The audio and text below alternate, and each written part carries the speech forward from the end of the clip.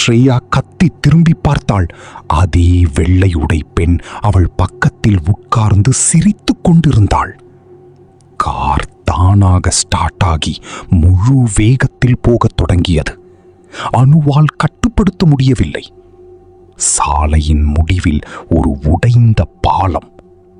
அந்த பாலம் முன் கார் திடீரென்று நின்றது. அனு பிரேக் போட்டாள். எல்லோரும் மூச்சை விட முடியாமல் இருந்தார்கள். நாம் திரும்பி போவோம், தேவிகா கிட்டத்தட்ட அழுதபடி சொன்னாள். ஆனால் ரியர் வியூ மிர்ரரில் அனு பார்த்தபோது பின் சீட்டில் இருந்த அந்த பெண் இல்லை. காய்ஸ், அவள் எங்கே? ஸ்ரீயா மெதுவாக திரும்பி பார்த்தாள். சீட் காலி. ஒரு நொடிக்கு நிம்மதி. ஆனால் உடனே காரின் கதவுகள் லாக் ஆனது. ஒரு குரல், You shouldn't have stopped.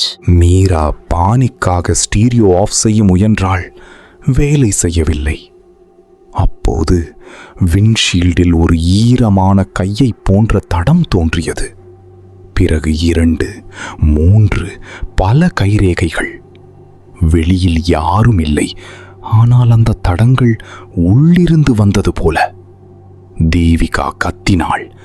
அவள் உள்ளே இருக்கிறாள். திடீரென்று ஸ்ரேயா உறைந்து நின்றாள். அவள் தோளில் ஒரு குளிர்ந்த கை. மெதுவாக திரும்பி பார்த்தாள். அந்த வெள்ளை உடை பெண் அவள் பின்னால் நின்று காதில் கிசுகிசுத்தாள். Now you can't leave. Lights மின்னியது. கார் என்ஜின் தானாக வேகம் எடுத்தது. ஸ்டியரிங் வீல் அனுவால் கட்டுப்படுத்த முடியவில்லை.